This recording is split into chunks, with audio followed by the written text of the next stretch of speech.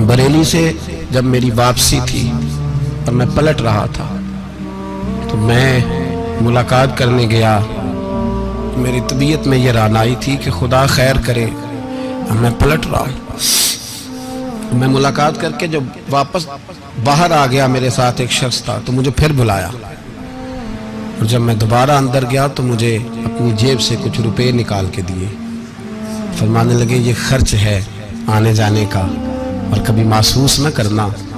मुझे वो सब लोगों के बीच में देते तो मेरे लिए एजाज था, लेकिन मेरे जैसे गरीब को नवाजना भी और उसकी इज्जत का भी ख्याल करना, ये मकाम, ये रंग, मेरे पास करोड़ों बातें हैं, बल्कि मैं साफ कहूँगा कि उन्हीं की महफिल सवारता हूँ। चिराग मेरा है रात उनकी, मैं उन्हीं के मतलब की कह रहा हूँ।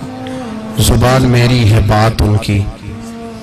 लोग अपने अब्बे की गद्दी पे बैठ के बड़े लोग होते हैं, लेकिन मैंने बताया कि मेरे अब्बा जी किसान थे, किसी बड़ी गद्दी से ताल्लुक नहीं। मैं किसी जमात में कभी नहीं गया, कोई सहारा नहीं लिया। मस्जिद भी वो है जहां जब मैं आया था तो 3 लोग नमाज के लिए होते थे, तो कभी तीसरा ढूंढना पड़ता था।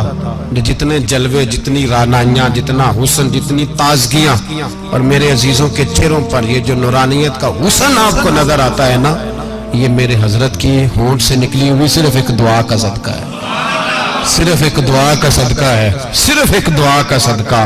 दोस्तों, ध्यानदारी से कहता हूँ, मस्जिद में बैठा हूँ इस वक्त, अगर वो वाली सीरत जो किताबों में हम वलियों की पढ़ते हैं, वो अगर किसी शख्स में पाई जाती है तो वो मेरे शेख में पाई जाती है, मेरे हजरत में। अभी आप जब आए,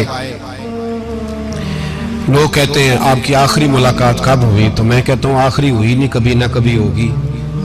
ये कैसे हो सकता है? माली दा कम पानी देना, फल पक्के होन या कच्चे, पीर मुरीदां दे सिर ते रहिंदा है, वो झूठे होन या सच्चे। हमारी तो मुलाकात आखिरी की, हम तो जन्नत में भी इकट्ठे रहेंगे, उनके कदमों में रहेंगे, और हम अल्लाह से दुआ मांगते हैं, जन्नत मेरे किस कारी जिथे यार नजर ना आवे, ओ दोज़ख मैनू लख बहिश्तां जिथे सोना आवे जावे, तो वहां भी इकट्ठे होंगे। मैं अभी आखिरी दफा जब गया तो ये अजीज़म अबरार भी मेरे साथ थे।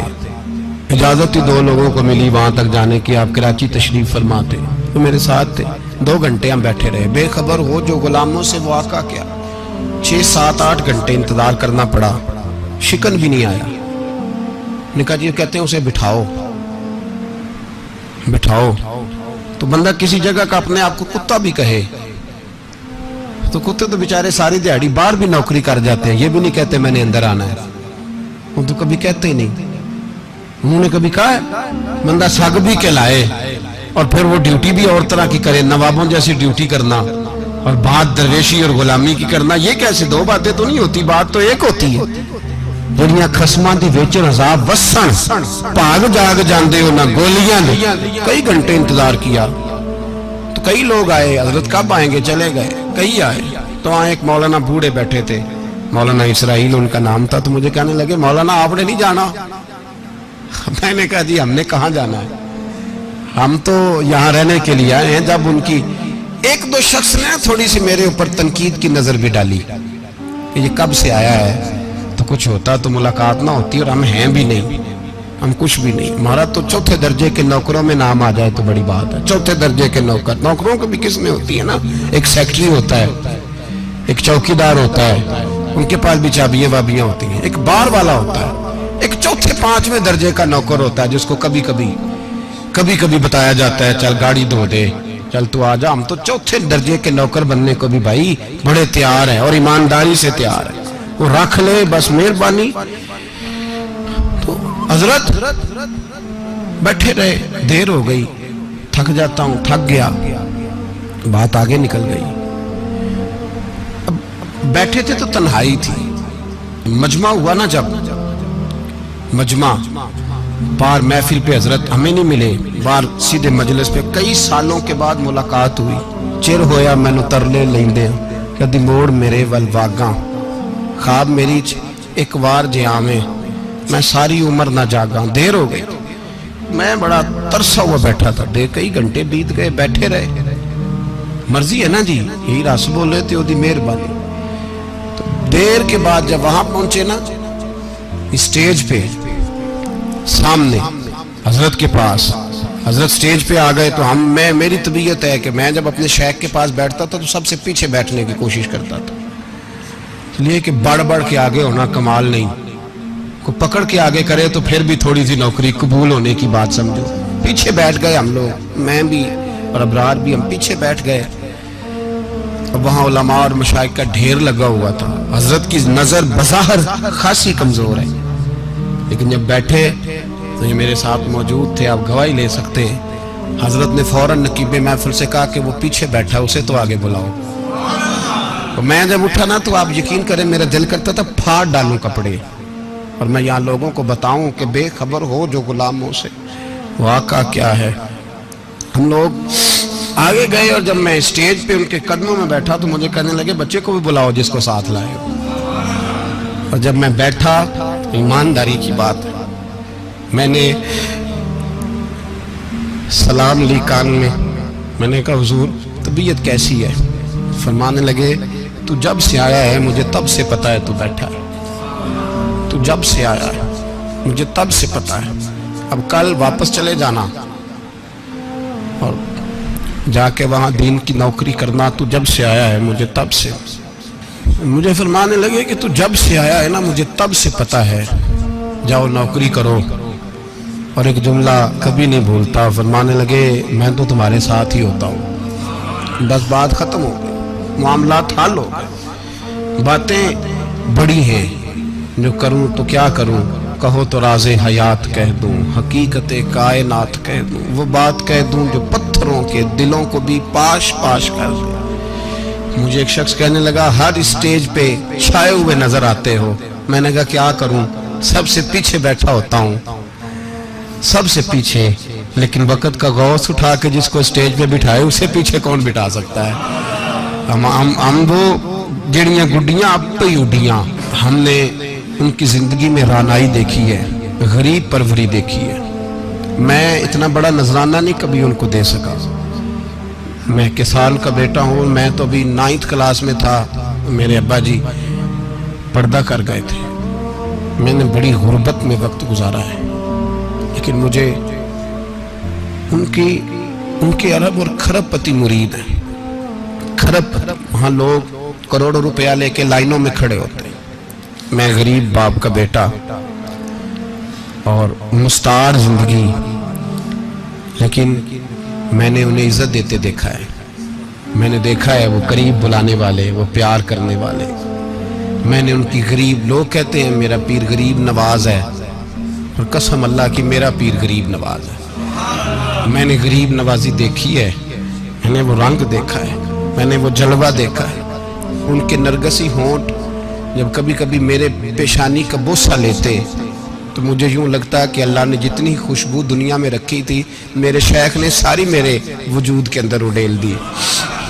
بریلی سے جب میری واپسی تھی اور میں پلٹ رہا تھا تو میں ملاقات کرنے گیا، میری طبیعت میں یہ رانائی تھی کہ خدا خیر کرے، میں پلٹ رہا ہوں۔ میں ملاقات کر کے جب واپس باہر آ گیا، میرے ساتھ ایک شخص تھا تو مجھے پھر بلایا، اور جب میں دوبارہ اندر گیا تو مجھے اپنی جیب سے کچھ روپے نکال کے دیے، فرمانے لگے یہ خرچ ہے آنے جانے کا اور کبھی محسوس نہ کرنا۔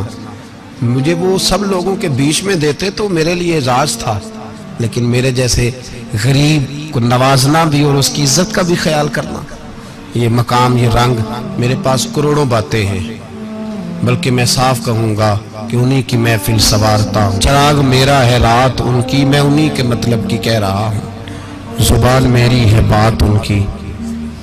لوگ اپنے ابے کی گدی پہ بیٹھ کے بڑے لوگ ہوتے ہیں، لیکن میں نے بتایا کہ میرے ابا جی کسان تھے، کسی بڑی گدی سے تعلق نہیں، میں کسی جماعت میں کبھی نہیں گیا، کوئی سہارا نہیں لیا۔ مسجد بھی وہ ہے جہاں جب میں آیا تھا تو 3 لوگ نماز کے لیے ہوتے تھے تو کبھی تیسرا ڈھونڈنا پڑتا تھا۔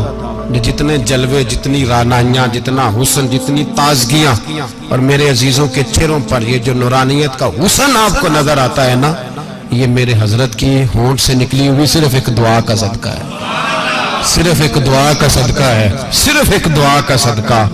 تو بھائی وہ کبھی کبھی یہ شعر پڑھتے ہیں نا میرے عزیز، تو وہ میرے لیے پڑھتے ہیں، میرے لیے شعر پڑھتے ہیں کہ جے کر سائیں وساؤن کچھ اجیاں نو پھر کیڑا مائی دا لال اجاڑ سکدا ہے، جے کر سائیں وساؤن کچھ اجیاں پھر کیڑا مائی دا لال۔ طاقت ہے کسی کی، ہمارے سامنے بھی کوئی کھڑا ہو سکتا ہے، کوئی باطل کوئی ہمارے سامنے بھی کھڑا ہو سکتا ہے۔ آپ یقین کریں جتنا دم خم اللہ نے میرے شیخ کی وجہ سے ہمارے سینے میں رکھا ہے، جہاں ہم ہوتے ہیں وہاں ہم ہی ہوتے ہیں۔ ہم نے کوئی سہارا نہیں لیا زندگی میں، کسی کا نام لے کے اپنے آپ کو اونچا نہیں کیا، بس یہ تیری نظر کا کمال ہے اور میری زندگی کا سوال ہے۔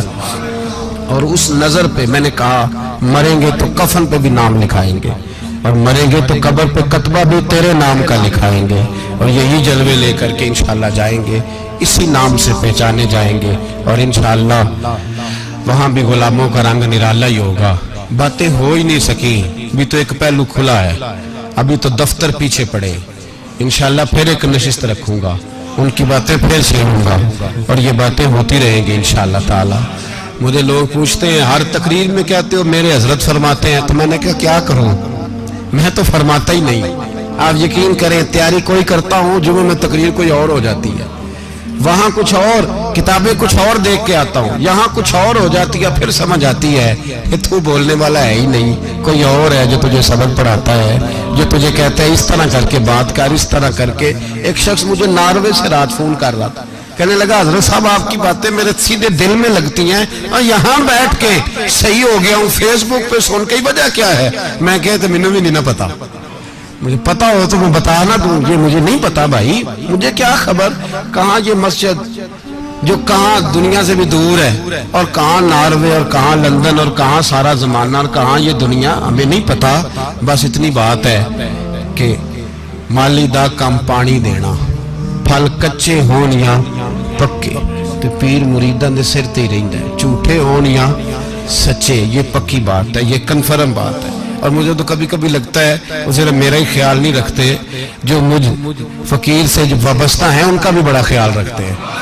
کئی دفعہ مجھے اپنے کئی عقیدت مندوں اور مریدوں کے پیچھے ان کے جلوے نظر آتے ہیں، مجھے ایسے لگتا ہے جیسے چھا گئی ہے ان پر میرے حضرت کی نورانیت، مجھے رنگ نظر آتا ہے اپنے درویشوں میں ان کے حسن کا۔ بس دعا کرے تا ابد آستانہ یار رہے، وہ آسرا ہے غریبوں کا، وہ برقرار رہے، وہ آسرا ہے غریبوں کا، وہ برقرار رہے۔ آخر دعویٰ الحمدللہ رب العالمین۔